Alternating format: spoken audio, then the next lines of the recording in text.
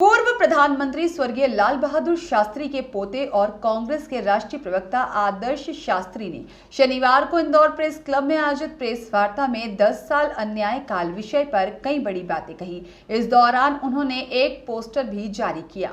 उन्होंने भारतीय जनता पार्टी और प्रधानमंत्री नरेंद्र मोदी के शासनकाल पर आरोप लगाते हुए कहा कि 10 साल में अन्याय और अंधकार का समय इस कार्यकाल में गुजरा है।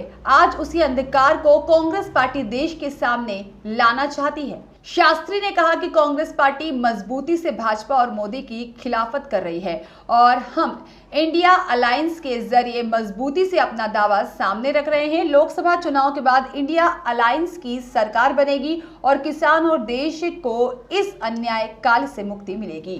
कोई रोल नहीं। कांग्रेस पार्टी यहाँ पे आज ये पूरे देश को सामने रखना चाहती है। इस तरह से 10 साल में एक अन्याय काल, एक अंधकार का समय देश जो है मोदी जी के प्रधानमंत्री काल में गुजरा है।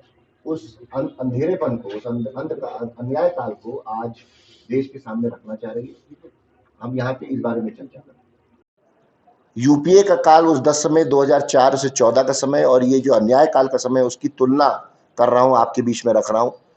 1 करोड़ की बेरोजगारी देश में बढ़कर आज की तारीख में हमारे युवा साथियों के बीच में लगभग 4 करोड़ की बेरोजगारी हो गई है। आज की तारीख में हमारे यहाँ पे अगर हम देखें तो लगभग, अगर हम बात करें आर्थिक प्रबंधन के, किस तरह से इकोनॉमिक प्रॉब्लम रही है, किस तरह से अलग अलग मूल सुविधाओं का दाम किस तरह से बढ़ गया है, हमारे सामने है। पेट्रोल लगभग 37%, डीजल 64%, एलपीजी लगभग 120%, तेल, सरसों का तेल लगभग 50%। इस तरह के कई सारे समस्याएं हम लोग के बीच में है। मैंने किसानों की बात करी, श्रमिकों का भी अगर आप हाल देखें तो जो उनको जो डेली वेज मिलता है वो किस तरह से घट गया है वो आपके सामने है। अगर एससी, एसटी और ओबीसी के खिलाफ किस तरह से अत्याचार है, लगभग 48% अत्याचार जो एफआईआर रजिस्टर होते हैं एससी, एसटी और ओबीसी के खिलाफ पिछले 10 साल में वो बढ़े हैं।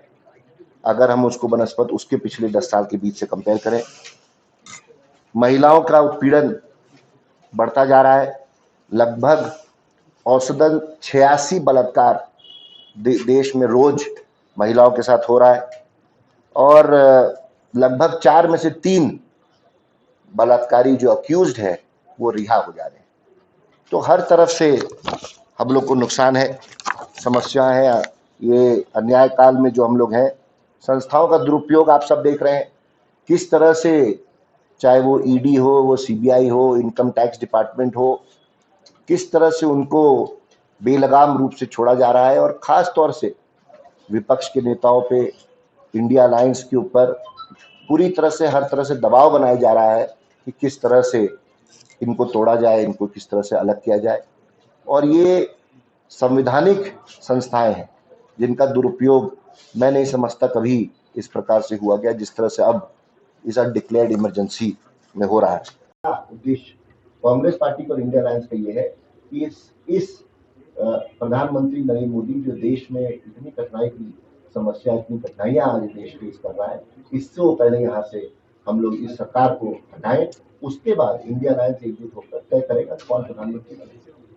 सच्चाई देश की जनता के सामने है, किस तरह से देश की जनता की आर्थिक विफलता आज देश के सामने है, बेरोजगारी सामने है, श्रमिक परेशान है, मजदूर परेशान है, कोविड की महामारी ले लीजिए, हर तरह से व्यवस्था खराब है।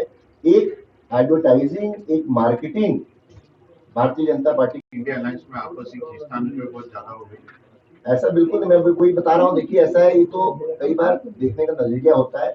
मैं आपको यकीन से बता सकता हूँ कि जिस तरह से पार्टी, चाहे वो कांग्रेस पार्टी हो, चाहे इंडिया अलायंस के बाकी पार्टनर हो, सब बहुत ही मजबूती से एकजुट होकर इस समय इस अलायंस की बात कर रहे हैं। ये जरूर है कि कोई भी अलायंस होती है तो उसमें एडजस्टमेंट करनी पड़ती है। वो एडजस्टमेंट की काम जो है आला कमान कांग्रेस पार्टी का भी और अन्य अलग दलों का भी कर रहा है।